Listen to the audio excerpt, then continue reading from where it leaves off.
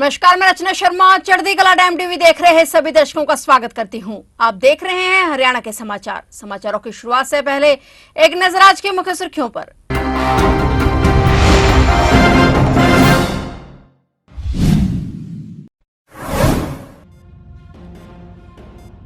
हरियाणा में 8 अक्टूबर के बाद लाडो लक्ष्मी योजना होगी शुरू। महिलाओं को मिलेंगे हर माह 2100 रुपए। सीएम सैनी बोले जल्द संकल्प पत्र के वादे होंगे पूरे।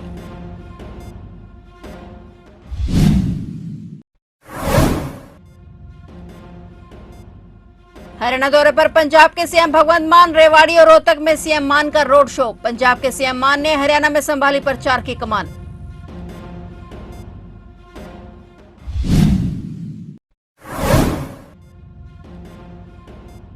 हरियाणा में एसीबी का बड़ा एक्शन। महिला एचसीएस अधिकारी मीनाक्षी दहिया को किया गिरफ्तार। पंचकुला में ड्यूटी मजिस्ट्रेट के आगे किया पेश।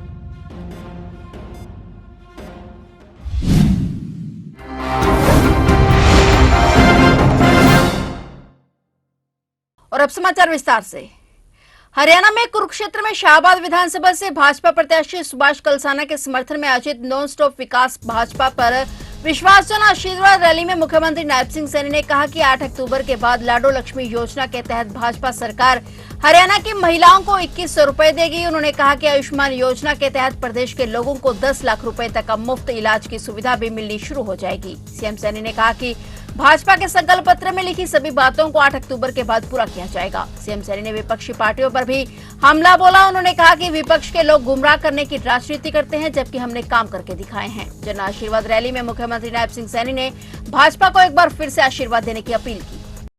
हमने ये भी फैसला लिया कि जो हमारे गरीब परिवार हुड्डा साहब जिनको 100 गज के प्लाट की बात बोल करके चले गए थे, ना कागज दिया ना कब्जा दिया, हमने डेट को तय करके हरियाणा प्रदेश के उन सब लोगों को बुला करके एक समय के अंदर सभी को भाइयों कागज भी और कब्जा भी दिलवाने का काम ये हमारी सरकार ने किया है। और भाइयों हमने ये भी कहा अगर किसी को प्लॉट नहीं मिला भाइयों रजिस्ट्रेशन करे, उसकी भी मैंने डेट इस 100 दिन के एजेंडे में रखी हुई थी, परंतु आचार संहिता लग गई। 8 तारीख के बाद 8 अक्टूबर के बाद ऐसे जो लोग जिन्होंने रजिस्ट्रेशन किया है ऐसे सब लोगों को 100-100 गज का प्लाट दे करके कागज और कब्जा देने का काम ये हमारी सरकार करेगी। भाई ये निर्णय किया हमने हरियाणा प्रदेश के अंदर पिछले 10 वर्षों में प्रधानमंत्री आवास योजना के तहत 1 लाख से ज्यादा मकान बना करके शहरी और ग्रामीण क्षेत्र में चाबियां सौंपने का काम किया है। भाइयों हमने गरीबों के हित में भी फैसला लिया है। हमने ये भी फैसला लिया है कि हमारी जो ऐसी समाज की बेटियां हैं सरकारी स्कूल में पढ़ती हैं, हमने एक योजना बनाई मेधावी छात्रवृत्ति योजना। ऐसी बेटियों को हमने प्रोत्साहन देते हुए कि उन्होंने 90% से ज्यादा नंबर लिए हैं उनके खाते के अंदर 1,11,000 रुपए की राशि पहुंचाने का निर्णय हमारी सरकार ने लिया। हरियाणा कांग्रेस में चल रही अंदरूनी कलह के बीच केंद्रीय मंत्री और पूर्व मुख्यमंत्री मनोहर लाल खट्टर ने कुमारी शैलजा को लेकर बड़ा बयान दिया है। उन्होंने कहा कि कांग्रेस में दलितों का अपमान हुआ है और शैलजा को अपशब्दों का सामना करना पड़ा है। मनोहर लाल ने उन्हें बीजेपी में शामिल होने का प्रस्ताव भी दिया, यह कहते हुए कि यदि वे बीजेपी में आती हैं तो वे स्वागत के लिए तैयार हैं। खट्टर ने कहा कि कांग्रेस में इतनी उथल पुथल है कि सीएम पद के लिए कोई स्पष्ट चेहरा नहीं है। उन्होंने ये भी कहा कि पार्टी में बाप बेटे की लड़ाई चल रही है जिसमें दोनों अपनी दावेदारी जता रहे हैं। इसके चलते पार्टी को अपमानित किया जा रहा है। उन्होंने कहा कि कांग्रेस में हमारी एक दलित बहन का अपमान हुआ है और वो घर पर बैठी हैं। खट्टर ने दावा किया कि एक बड़ा वर्ग सोच रहा है कि वे क्या करें और उन्होंने संकेत दिया कि कई नेता बीजेपी में शामिल होने के लिए तैयार हैं। अब देखना ये है कि क्या शैलजा बीजेपी में शामिल होने का ऑफर स्वीकार करती हैं या नहीं। पहली बात तो ये कि अगर किसी की सरकार बन रही होती विश्वास को तो किसी और पार्टी के सामने गठबंधन करने का हाथ नहीं बढ़ाता। हमारी कांग्रेस ये कर चुकी है। अलग बात है कि उनके साथ हाथ मिलाने वाला ही कोई नहीं आया। उनकी हार की तरफ बढ़ती हुई एक पहचान है। दूसरा, उनके घर में अभी इतनी कलह हो गई है कि वहां मुख्यमंत्री का चेहरा स्पष्ट नहीं होता। बापू बेटे का नाम लेते हैं, उनकी भी लड़ाई शुरू हो गई है। बापू कहता मैं बढ़ूंगा, बेटा कहता मैं बढ़ूंगा। वो अगला विषय है। बापू बेटे के बाहर भी जो नेता हैं, उनकी भी इच्छा है, इच्छा सबकी हो, कोई बात नहीं, लेकिन और किसी की इच्छा हो जाए तो उससे अपना अपमानित करने का उदाहरण इससे बड़ा नहीं हो सकता कि एक हमारी दलित बहन, आखिर दलित समाज, अनुसूचित जाति का समाज सब चिंता करते हैं उसकी, चाहे कोई भी पार्टी हो, सम्मान सबको प्यारा है। अपमानित करना ये समाज में वर्जित है। कोई किसी अपमान रहता तो पंचायत में बैठते हैं, अगर पंचायत में कोई विरोधी व्यक्ति भी घोर खड़ा होकर किसी के बारे में बोल देता है तो पंचायत बैठा देती है ना, नहीं भाई ऐसा नहीं बोलता, करती है ना। लेकिन इनको शर्म नहीं आई, उस बहन को गालियां तक दी इन्होंने, ऊपर बैठी अपना आराम से। एक बड़ा वर्ग आज सोच रहा है कि हम क्या करें। हरियाणा के पूर्व गृह मंत्री अनिल विज ने केजरीवाल के हरियाणा में प्रचार करने पर सवाल खड़ा करते हुए कहा कि केजरीवाल पंजाब से हरियाणा के हक का पानी दिलवाएं। वहीं उन्होंने भाजपा के मैनिफेस्टो पर कहा कि भाजपा जो कहती है वो करती है।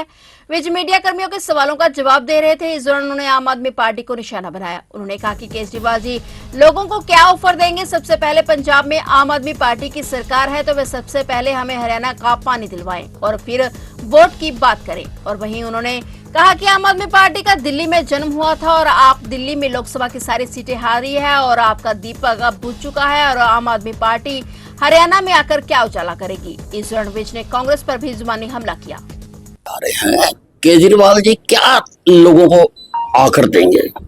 सबसे पहले आप पार्टी की पंजाब में सरकार है, मेरे खेतों की प्यास बुझाने के लिए सबसे पहले तो हमारा ये हरियाणा का पानी दिलवाएं हमें। उसके बाद जब पानी आ जाए तो किसी से वोट मांगने की बात करें। और दूसरी बात, आम आदमी नाम की पार्टी जहां इसका जन्म हुआ था दिल्ली में, लोकसभा की 7 की 7 सीटें हारी है। इसका दीपक बुझ चुका है और बुझे हुए दीपक से क्षमा रोशन नहीं की जा सकती है। पंजाब के सीएम भगवंत मान आज हरियाणा दौरे पर हैं। यहां वो पार्टी के प्रत्याशियों के लिए रोड शो कर रहे हैं। पंजाब सीएम मान ने जहां दोपहर को रेवाड़ी में रोड शो किया, वहीं उसके बाद सीएम भगवंत मान रोहतक के महम में रोड शो करने पहुंचे। इस दौरान सीएम मान पार्टी उम्मीदवार के लिए समर्थन जुटाते नजर आए। मुख्यमंत्री भगवंत मान ने हरियाणा की जनता से आप पार्टी को वोट देने की अपील की। हरियाणा में 1 लाख रुपए के रिश्वत केस में एंटी करप्शन ब्यूरो ने हरियाणा सिविल सर्विसेज अधिकारी मीनाक्षी दहिया को गिरफ्तार कर लिया है। उनकी गिरफ्तारी के बाद दहिया को पंचकुला में ड्यूटी मजिस्ट्रेट के आगे पेश किया गया, जिसके बाद उन्हें 14 दिन की न्यायिक हिरासत में जेल भेज दिया गया है। इससे पहले पंजाब एंड हरियाणा हाईकोर्ट न्यायालय ने रिश्वत के केस में एसटीएस ऑफिसर मीनाक्षी दहिया की अग्रिम जमानत याचिका खारिज कर दी थी। बताया जा रहा है कि उनकी गिरफ्तारी पंजाब और हरियाणा उच्च न्यायालय द्वारा जमानत देने से इनकार करने के कुछ दिनों बाद हुई है। काबिले जिक्र है कि मीनाक्षी दहिया पर पंचकुला के मत्स्य विभाग के एक अधिकारी से रिश्वत लेने का आरोप है और दहिया आरोप लगने के बाद से ही गायब थी। उन पर आरोप है कि उन्होंने पंचकुला के सेक्टर 11 निवासी जिला मत्स्य अधिकारी राजन खोड़ा से चार्जशीट वापस लेने के लिए 1 लाख रुपए की रिश्वत मांगी थी।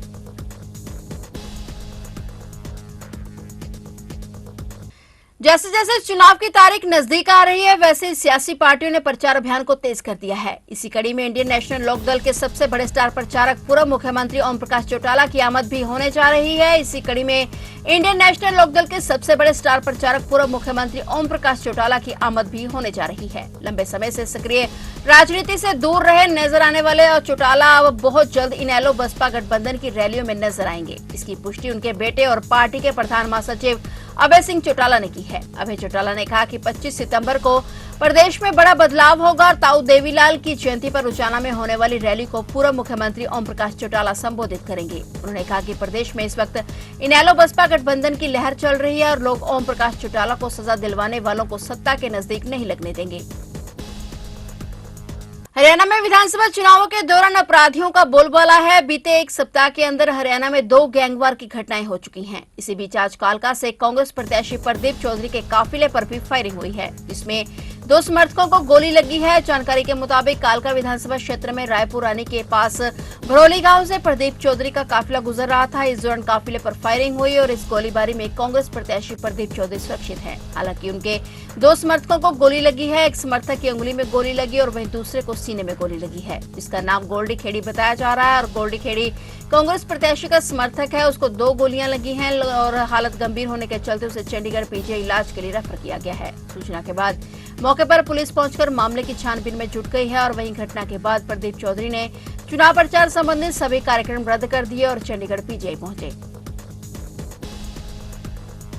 महिलाओं के प्रति गलत टिप्पणी करने के मामले में घिरे कांग्रेस सांसद जयप्रकाश उर्फ जेपी अब एक बार फिर नए विवाद में फंस गए हैं। अब उन पर दीपेंद्र हुड्डा की रैली में स्टेज पर चीका शहर के एक बुजुर्ग व्यापारी को लात मारने के आरोप लगे हैं। इसका वीडियो सोशल मीडिया पर भी खूब वायरल हो रहा है, जिस पर लोगों ने जयप्रकाश के खिलाफ कड़ा एतराज जताया है। शहर के कुछ लोगों ने मांग की है कि सांसद जयप्रकाश को बुजुर्ग से माफी मांगनी चाहिए। बता दें कि शुक्रवार को चीका की नई अनाज मंडी में सत्ता परिवर्तन रैली का आयोजन किया गया था, जिसमें सांसद दीपेंद्र सिंह हुड्डा गुला से कांग्रेस प्रत्याशी देवेंद्र हंस के हक में वोट की अपील करने पहुंचे। इस रैली में सांसद जयप्रकाश भी आए हुए थे। जब वह लोगों को संबोधित कर रहे थे तो स्टेज पर अधिक भीड़ होने के कारण वह परेशान हो गए और अपना संबोधन खत्म करते ही उनके पास खड़े एक बुजुर्ग को लात मार दी। बताया जा रहा है कि जिस बुजुर्ग को लात मारी गई वह शहर के एक प्रतिष्ठित व्यापारी और नगर पालिका के पूर्व अध्यक्ष ओम प्रकाश गोयल बताए जा रहे हैं। इस पूरी घटना का एक वीडियो सोशल मीडिया पर खूब वायरल हो रहा है।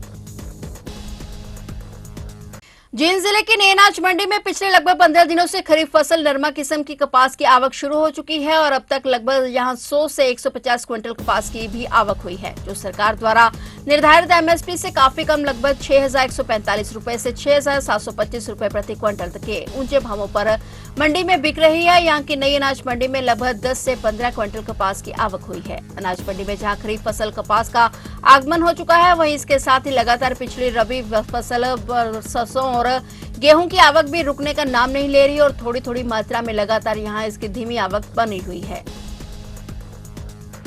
फिलहाल हरियाणा के समाचारों में इतना ही और नए समाचारों के साथ फिर से हाजिर होंगे। तब तक के लिए देखते रहिए चढ़ती कला टाइम टीवी।